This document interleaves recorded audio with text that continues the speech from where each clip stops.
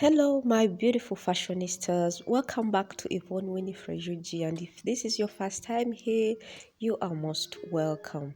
So, starting off, guys, I have to draft a pattern just for ease. Guys. So, from the top here, I marked my shoulder line after leaving half an inch as the shoulder joining allowance.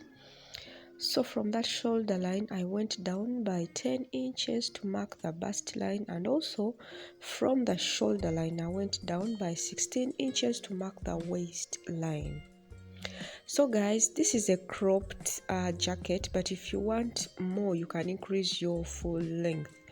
And this first piece is going to be for the front piece. So from the edge here, we want to mark the center front, so I'm marking first 1 inch off to form our button allowance, but you can even mark 1.5 inches, especially if you're marking directly onto your fabric.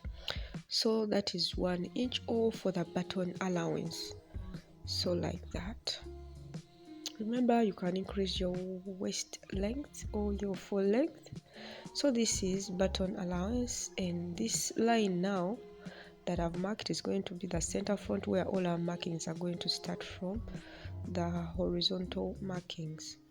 So guys, usually for the shoulder line, if you're adding sleeves, you can use 8 inches or 7.5 inches, seam allowance inclusive. But since this is a sleeveless jacket or top or vest, I'm working with 6.5 inches.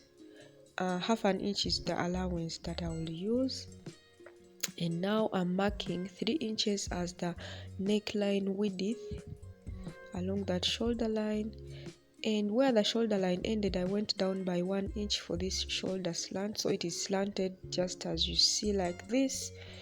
And on top of that shoulder line, guys, I love adding right away half an inch as the shoulder seam joining allowance later. So let me just highlight it with my marker.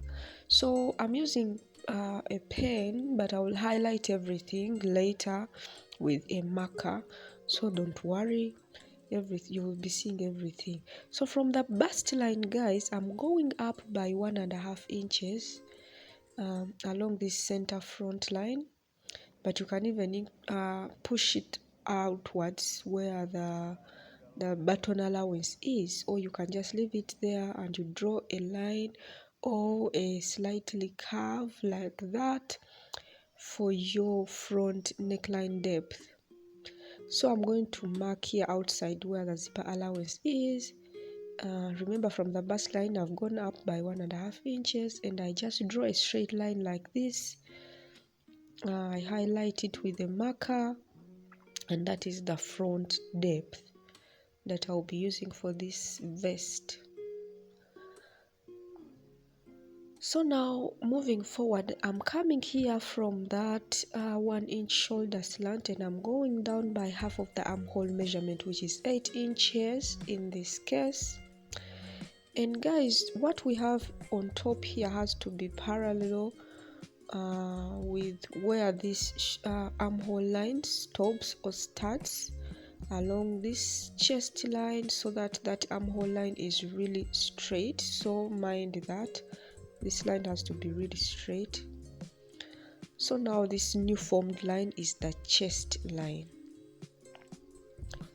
So guys, I'm marking the midpoint of this armhole line, which is at 4 inches there, and I'm going to use that for the princess dart line. So along the bust line, I'm going to mark half of the nipple to nipple measurement, which is 3.5 inches, but let me just add the half an inch as the sewing allowance, and I'm going to be marking 4 inches at the bust line and also at the waistline, starting from the center front line. So I'm marking the 4 inches so that I can draw in the princess dart properly. So I connect those 2 points and to form that line, as you see. And along the waistline, guys, I'm going to mark half an inch on either side. So I'm marking just half an inch. Don't mind the way I placed my measuring tape, but just know it is 1/2 inch on either side. And from the bust line, I'm going down by 1 inch, but you can even just leave that, but I love going down by 1 inch, and then connect the dart legs like that, from the 1/2 inch going up to the 1 inch below the bust line. So we have to connect into the armhole. Also, you can use your curved rulers or freehand, whatever you can, and connect simply like this. So this is the princess dart line we have so far. So now, since guys, when you're sewing up these side pieces, it might be shorter. Actually, it not might be, but it is usually shorter if you don't add this 1 inch. So you're seeing me here, I'm going out by another 1 inch from the armhole line. I go out by 1 inch, or you can even add that 1 inch on top at the shoulder line. So now I'm dividing the bust measurement by 4, which I get 9 inches plus 1 inch for sewing in that dart, the princess dart, and that 1 inch as the side seam allowance. So I mark my 11 inches like that along the chest line. And also at the waistline, guys, I divide the waist measurement by 4. I get 7.5. But remember, we took in that dart intake. Here I have to add it back, which is 1 inch, and then sewing in that dart, that is another 1 inch, and also the 1 inch side seam allowance, and then connect the points like that. So that is our shape so far. And also I'm going to create our new, I'm just creating the neckline. Oh my god, I'm sorry, I'm connecting the armhole line like that, or the armhole curve like that, and you have to label your pieces. So guys, remember, a vest has that shape down below. So I'm going to get the midpoint of from this dart length, the first line we drew, the nipple to nipple measurement, and I get its midpoint, and at that midpoint I go down by 2 inches also, and I'll be connecting like that. At the side here, I'm just going up by 1.5 inches from the waistline, and you can either curve it or just leave it a little bit straight, and then connect these 3 points from the side into that 2 inches we went down from the waistline, and then to the button allowance, and that is the shape we want. So now guys, I'm just going to elongate my dart legs into this new hem length now, and after I just highlight all my necessary points that where I'll be cutting from. So guys, remember, mine is cropped, but yours can be a little bit longer. So this one kind of ended about 16 or about 17 inches, but you can end yours like about 18 or 19. Whatever you want is what you do. And here I will be adding some allowance, and also at the hem line, so I have to indicate that.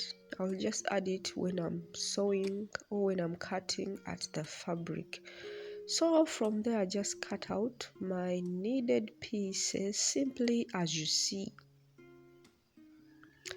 So if you have any more questions or supplements, kindly go on in the comment section and let's have a discussion. So now these are my front pieces. I'll be cutting 2 for the side pieces and 2 for the center pieces.